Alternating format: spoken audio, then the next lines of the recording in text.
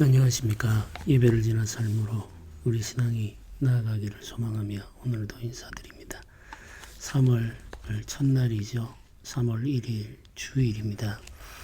3월 1일은 특별한 역사적 의미가 있는 날이죠. 3월 1일 만세운동이 있었던 날입니다. 중요한 의미를 가진 날이라서 역사를 한 번 더 살펴보고 또 생각해 보는 것도 좋은 시간이 될 것 같습니다. 자녀들과 함께 3.1절의 의미에 대한 이야기를 나누어 보는 것도 필요한 일이 되겠죠. 오늘 우리가 관심을 가지고 살펴보려고 하는 매일 성경 본문 말씀은 요한복음 9장입니다. 1절부터 12절까지 말씀을 같이 읽어보겠습니다. 예수께서 길을 가실 때에 날 때부터 맹인된 사람을 보신지라 제자들이 물어 이르되 랍비여 이 사람이 맹인으로 난 것이 누구의 죄로 인함입니까? 자기입니까? 그의 부모니까? 예수께서 대답하시되 이 사람이나 그 부모의 죄로 인한 것이 아니라 그에게서 하나님이 하시는 일을 나타내고자 하심이라. 때가 아직 낮음에 나를 보내신 이의 일을 우리가 하여야 하리라. 밤이 오리니 그때는 아무도 일할 수 없느니라. 내가 세상에 있는 동안에는 세상의 빛이로다. 이 말씀을 하시고 땅에 침을 뱉어 진흙을 이겨 그의 눈에 바르고 이르시되 실로암 못에 가서 씻으라 하시니 실로암은 번역하면 보냄을 받았다는 뜻이라. 이에 가서 씻고 밝은 눈으로 왔더라. 이웃 사람들과 전에 그가 거린인 것을 보았던 사람들이 이르되 이는 앉아서 구걸하던 자가 아니냐. 어떤 사람이 그 사람이라 하며 어떤 사람은 아니라 그와 비슷하다 하거늘 자기 말은 내가 그라 하니 그들이 묻되 그러면 내 눈이 어떻게 떠졌느냐. 대답하되 예수라 하는 그 사람이 진흙을 이겨 내 눈에 바르고 나더러 실로암에 가서 씻으라게 가서 씻었더니 보게 되었노라. 그들이 이르되 그가 어디 있느냐. 이르되 알지 못하노라 하니라. 아멘. 앞을 보지 못하는 한 사람에 관한 주님의 치유 사역을 오늘 기록하고 있죠. 네, 여기에 실로암이라는 못이 등장을 합니다. 실로암이라는 말은 보냄을 받았다라고 하는 뜻을 가지고 있음도 설명을 해주고 있죠. 실로암은 초막절 절기와 관련된 장소죠. 초막절 절기 마지막 날에 실로암에서 물을 길어 제단에 붓는 의식을 행하고는 했습니다. 네, 그 의식은 형식만 남아있고 내용은 없는 상태였죠. 네, 이때 주님께서 이 실로암을 사용하셔서 치유의 사역을 베풀어 주십니다. 이 사건의 시작은 주님께서 길을 가실 때 일어났습니다. 예수님께서 길을 가실 때 날 때부터 앞을 보지 못하는 사람을 보셨다. 이렇게 말을 합니다. 성경의 기록을 보면은 이 사람은 날 때부터 앞을 보지 못하는 상태였다는 거죠. 네, 주님께서 그 사람을 보셨습니다. 네, 이 사람은 주님을 볼 수가 없죠. 그러나 주님께서 이 사람을 보셨죠. 네, 누가 먼저 보았느냐가 중요하죠. 이 사람이 먼저 주님을 보고 주께 나와 주의 도움을 구한 것이 아닙니다. 네, 이 사람은 볼 수 있는 능력이 없습니다. 볼 수 있는 능력이 없기 때문에 무엇인가를 주께 구하기도 어려웠죠. 그가 할 수 있는 것은 매일마다 사람들이 데려다 놓은 곳에서 구걸하는 것이 전부죠. 무능함이 그의 삶을 지배하고 있습니다. 이 보지 못하는 사람의 상태는 모든 인류, 모든 사람들이 가지고 있는 영적 상태를 의미합니다. 우리는 무능한 자죠. 하나님을 볼 수 없는 자들입니다. 하나님을 볼 수 없기 때문에 하나님께 나아가 선한 것을 구할 수도 없죠. 보지 못하는데 어떻게 구하겠습니까? 모르기 때문에 구하지 못하는 겁니다. 찾지도 못하는 거죠. 이 사람은 날 때부터 앞을 보지 못했습니다. 보다가 못 보게 된 것이 아니라는 거죠. 우리가 살다가 사고로 시력을 잃어버리는 사람들도 있죠. 질병으로 시력을 잃어버리는 경우도 있습니다. 그러나 이 사람은 날 때부터 앞을 보지 못했습니다. 우리는 태어나는 순간부터 하나님에 대하여 무능한 자죠. 부패하고 타락한 자입니다. 그래서 우리는 태어나는 순간부터 하나님에 대한 감각을 전혀 가지고 있지 않았습니다. 그것이 우리의 영적인 상태였고 우리의 불행의 원인이죠. 네, 주님께서 보셨습니다. 주께서 먼저 보시고 주께서 그에게 관심을 가지시죠. 네, 이야기의 시작은 제자들의 질문입니다. 제자들이 예수님에게 이렇게 묻습니다. 라비어, 이 사람이 맹인으로 난 것이 누구의 죄로 인함입니까? 자기입니까? 그의 부모입니까? 이렇게 물었습니다. 이것은 이 당시 유대인들이 가지고 있는 신학을 표현하고 있는 말이죠. 이 당시 유대인들이 가지고 있는 신학은 드러나 있는 현상을 보고 그 원인을 유추하는 구조로 이루어져 있습니다.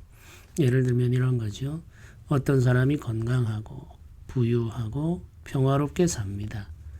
이 사람이 건강하고 부유하고 평화롭게 사는 것은 하나님께서 그에게 복을 주셨기 때문이라고 생각하는 거죠. 근데 하나님께서 이 사람에게 복을 주신 이유는 무엇일까? 답은 단순합니다. 그가 의로운 자이기 때문이라고 결론을 내립니다. 그가 의로운 자이거나 그의 부모가 의로운 자였기 때문에 그가 하나님이 내려주시는 복을 누리며 사는 것이다. 이렇게 결론을 내립니다. 모든 것은 인과관계, 원인과 결과의 관계로 이루어져 있기 때문에 평화와 건강과 부유함을 누리는 사람들은 하나님 앞에 의로운 삶을 살았고 하나님께서 그에게 복을 주셨기 때문이라는 단순한 결론에 도달하게 되는 거죠. 반대의 경우도 똑같습니다. 어떤 사람이 질병을 경험하고 재난을 만나고 불행하게 삽니다. 그러면 그 이유는 무엇입니까? 하나님께서 그 사람을 심판하고 저주하고 괴롭게 하시기 때문이죠. 하나님께서 그 사람을 괴롭게 하시는 이유가 뭡니까? 그가 죄인이기 때문이라는 결론에 도달하게 됩니다. 네, 이것이 이 당시 유대인들이 가지고 있었던 신학이었고 신앙이었습니다. 바리새인과 서기관들, 대제사장들이 돈에 그렇게 집착하는 이유가 뭡니까? 이 돈이 바로 하나님의 복의 상징이라고 생각하기 때문입니다. 하나님께서 복을 주셨다라는 것을 무엇으로 확인할 수 있느냐? 부유함으로 확인할 수 있다고 믿기 때문인 거죠. 의로운 삶을 사는 사람은 부자가 되어야 하는 겁니다. 그러니까 가장 부자가 되어야 될 사람들이 누구겠습니까? 바리새인과 서기관과 대제사장들, 즉 하나님의 말씀을 가르치는 자들, 하나님의 말씀을 가장 잘 알고 가장 많이 순종하는 자들이 가장 큰 부자가 되어야 되는 거죠. 그래서 이 당시 종교 지도자들은 돈에 그렇게 집착하게 되는 거죠. 애들이 가지고 있는 신학의 결과물이죠. 그러니까 제자들은 그 신학의 근거에서 묻는 거죠. 날 때부터 앞을 보지 못하는 이 사람은 도대체 누구의 죄 때문에 이렇게 된 것입니까? 자기의 죄 때문입니까? 아니면 그 부모의 죄 때문입니까? 이렇게 묻습니다. 우리가 보기에는 굉장히 이상한 질문입니다만은 이 당시 사람들에게는 굉장히 단순하고 당연한 질문인 거죠. 네, 오늘날도 이런 신학을 가지고 있는 사람이 있습니다. 하나님이 하시는 일을 굉장히 단순화시키는 거죠. 원인과 결과로 단순화시키고 싶어 합니다. 그러면 믿기가 쉽죠. 그런데 하나님의 일은 이렇게 단순화되지가 않습니다. 모든 것을 원인과 결과로 단순화할 수가 없습니다. 욥기를 읽어가면 이 진리를 알게 됩니다만은 이 당시 유대인들은 욥기를 제대로 깨닫지 못했던 거죠. 하나님의 섭리의 다양성과 사람이 이해할 수 없는 복잡함에 대해서는 전혀 생각을 하지 않고 모든 것을 원인과 결과의 구조 속에 밀어 넣으려고 하는 시도를 해온 겁니다. 예수님께서 그들의 어리석음을 깨우쳐 주시며 말씀하시죠. 이 사람이나 그 부모의 죄로 인한 것이 아니라 그에게서 하나님이 하시는 일을 나타내려고 하십니다. 이렇게 말씀하십니다. 하나님이 하시는 일을 나타내려고 하신다. 하나님의 영광을 나타내려고 하신다. 장애를 가지고 있는 이 사람들을 통해서 하나님의 영광을 나타내신다. 이 말씀은 이 당시 유대인들은 도무지 이해할 수 없는 말이었습니다. 당시 유대인 지도자들, 대제사장들이나 바리새인 교사들, 랍비들에게서는 한 번도 들을 수 없었던 이야기죠. 장애를 가지고 있는 자들은 저주받은 자들이라고 생각했고 그렇기 때문에 그들을 성 밖으로 내밀었습니다. 그들과 접촉하려 하지 않았죠. 하나님의 저주를 받은 자들은 부정한 자들이기 때문에 그들과 접촉하면 부정해진다고 그들은 믿었기 때문에 철저히 소외하고 무시하고 외면했습니다. 그들이 가지고 있는 신앙과 그들이 가지고 있는 종교는 장애를 가지고 있는 사람들을 긍휼히 여기지 않고 그들의 회복을 꿈꾸지도 않았습니다. 그런데 예수님은 이 사람들을 통해 하나님의 일이 나타날 것이다. 이렇게 지금 말씀하시는 거죠. 굉장히 충격적인 말씀입니다. 그러시면서 주님께서 일할 때다 이렇게 말씀하시죠. 아직 낮임에 나를 보내신 이의 일을 우리가 해야 하리라. 밤이 오면은 아무 일도 할 수 없기 때문이다. 이렇게 말씀하시면서 주님 자신이 세상의 빛이다. 이렇게 말씀하시죠. 주께서 계신 지금 이 시간이 일할 시간이고 낮이다 이 말이죠. 그리고는 주님께서 일을 하십니다. 땅에 침을 뱉어 진흙을 이겨 그의 눈에 바르시죠. 이 행위는 주님께서 일하신다는 것을 보여주기 위한 과시적 행위입니다. 그냥 말씀만 하셔도 되죠. 그러나 의도적으로 주님께서는 지금 일을 하는 모습을 보여주시는 거죠. 사람들에게 지금 일할 때이고 내가 아버지의 뜻대로 와서 일한다는 것을 과시하여서 보여주시려고 진흙을 이기고 또 그 눈에 바르고 하는 이런 일들을 의도적으로 행하셨습니다. 주님께서 직접 이 사람을 만지신 거죠.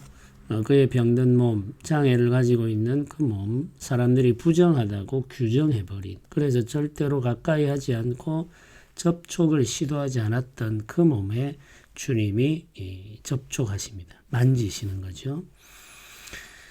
그리고 나서는 말씀하십니다. 실로암에 가서 씻으라.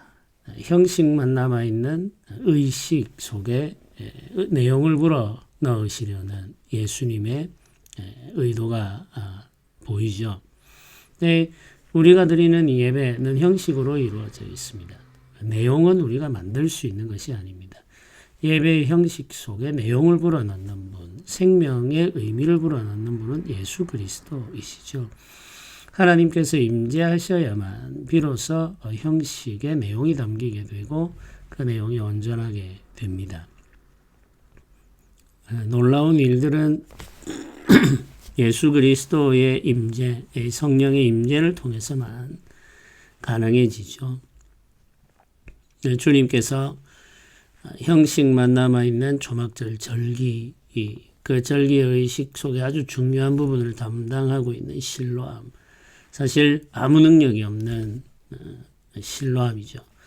그 실로암을 의미 있게 만드시려고 실로암 못에 가서 씻으라 이렇게 말씀하시죠.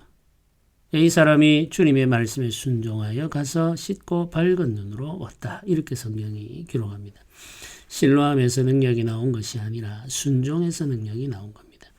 예수님의 말씀을 믿고 그 말씀을 따라 행할 때 능력이 나타나는 거죠. 생명과 치유의 역사는 말씀을 순종할 때 나타납니다. 하나님의 말씀을 듣는 것, 그리고 그 말씀을 믿는 것, 그 말씀을 순종하는 것이 능력이라는 사실을 우리는 기억해야 되겠습니다. 말씀을 순종하는 자에게 생명의 역사가 나타납니다. 이 사람이 보지 못하는 상태로 태어났다가 보게 되자 이웃 사람들 사이에 소란이 일어난 거죠. 있을 수 없는 일이 일어났기 때문입니다. 우리는 이런 것을 기적이라고 말하죠. 이웃 사람들 그리고 그 보지 못하던 자, 구걸하던 사람을 알던 사람들이 말합니다. 이는 앉아서 구걸하던 자가 아니냐. 어떤 사람은 그 사람이 맞다. 어떤 사람은 아니다. 비슷한 자이다. 라고 말하면서 사람들 사이에 논쟁이 일어납니다. 주님이 일하시면 그 일을 두고 어떤 사람들 사이에서 논쟁이 일어나게 되죠. 그런데 그 사람이 증거하죠. 내가 바로 그 사람입니다. 보지 못하는 채로 태어나서 구걸하며 살았던 그 사람, 그가 바로 납니다. 근데 지금은 내가 보게 되었습니다. 이렇게 자신의 경험을 말하죠. 사람들이 어떻게 보게 되었는지를 묻자 그가 예수 그리스도에 대해서 말하죠. 예수라는 그 사람이 진흙을 이겨 내 눈에 바르고 나더러 실로암에 가서 씻으라 하기에 가서 씻었더니 보게 되었노라. 이 말을 다르게 표현하면 예수님의 말씀을 내가 믿고 그 말씀을 순종했더니 내가 보게 되었습니다. 이 말이죠.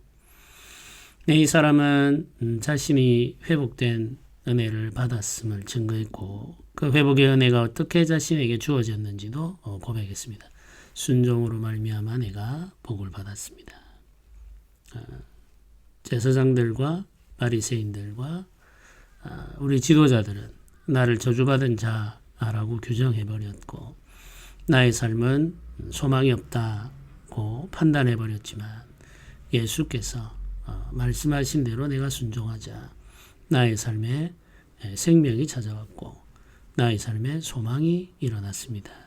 보지 못하는 내가 보게 되었고 새 삶을 살게 되었습니다. 예수께서 나를 이렇게 고쳐주셨습니다. 간증이죠. 자기가 경험한 은혜에 대한 고백입니다. 우리가 예수 그리스도의 은혜로 말미암아 살고자 한다면은 우리에게 요구되는 것이 있습니다. 그건 예수님의 말씀을 믿고 순종하는 거죠. 예수님의 말씀을 믿고 순종하는 사람들에게 놀라운 일이 일어납니다. 이것은 성경이 반복해서 우리에게 증거하는 거죠. 하나님의 말씀, 주님이 주신 말씀, 이 기록하여 주신 말씀을 믿고 순종하는 것이 우리가 해야 할 아주 중요한 일이라는 사실을 잊어서는 안 되겠습니다. 믿고 순종하는 자가 생명의 복을 경험하게 되고 하나님께서 베풀어 주시는 기도응답의 은혜를 경험하게 됩니다. 우리의 삶 속에 믿는 일과 순종하는 일이 끝없이 이어질 수 있기를 소망하면서 기도해야 되겠죠. 하나님의 역사, 하나님께서 하시는 일, 그 모든 은혜라고 하는 것은 하나님과 우리 사이의 관계 속에서 나타나죠. 이 관계 속에서 우리에게 요구되는 것은 믿고 순종하는 삶이죠. 믿고 순종하는 삶을 우리는 유지해야 되고 하나님께서 우리에게 은혜를 주시기를 소망하며 기다려야 됩니다. 주의 뜻이 우리의 삶 속에 베풀어 주시는 생명과 위로, 평화라는 사실을 기억하면서 매일매일의 삶을 주와 동행하기를 바라고 소망합시다. 말씀을 믿고 순종하는 그 삶 속에 주께서 주시는 생명의 은혜가 있음을 기억하고 우리가 말씀을 믿고 순종하는 동안에 하나님의 나라가 우리들의 삶 속에 임하고 그 나라의 풍성함이 우리 이웃들에게도 증거되기를 바라고 소망해야 되겠습니다. 오늘도 주의 날 예배하는 날이죠. 주의 위로와 은혜를 경험하면서 함께 예배할 수 있기를 바랍니다. 또 일터에서 수고하시는 분들에게도 주의 위로가 함께하기를 바랍니다. 주일에도 일을 해야만 하는 분들이 계시죠. 그 일터에도 주께서 함께 하시고 주의 말씀과 위로를 사모하면서 맡은 일들을 잘 감당하시면 좋겠습니다. 어디에 있든지 예배하는 마음으로 섬기면서 주와 동행하시기를 바라며 매일매일 주의 말씀과 함께 하시기를 바랍니다. 매일의 묵상을 통해서 말씀을 더 깊이 알아가고 하나님을 더 가까이 하게 되는 경건하고 은혜로운 삶을 이어가시면 좋겠습니다. 그래서 우리 교회가 말씀의 교회가 되고 모든 성도들이 말씀의 사람이 되기를 소망하며 오늘도 기도합니다. 우리 함께 기도드리겠습니다. 은혜로우신 하나님 아버지 감사합니다. 우리를 주의 말씀으로 가르치셔서 참된 말씀의 교훈 안에 머물게 하시고 그 말씀의 진리를 따라 살게 하여 주옵소서. 우리의 삶 속에 임하는 크고 놀라운 하나님의 뜻을 우리는 다 깨달을 수 없지만 그러나 우리는 주의 말씀을 믿고 순종하며 살고자 합니다. 말씀을 믿고 순종하는 자에게 주의 위로와 은혜가 임함을 믿으며 하나님의 나라가 임함을 확신합니다. 주여 우리를 붙들어 주시고 우리를 인도하여 주옵소서. 한없는 은혜 속에서 우리가 살아가기를 원하오니 오늘 주일에도 주께서 우리와 함께하여 주옵소서. 감사드립니다. 예수님의 이름으로 기도드립니다. 아멘.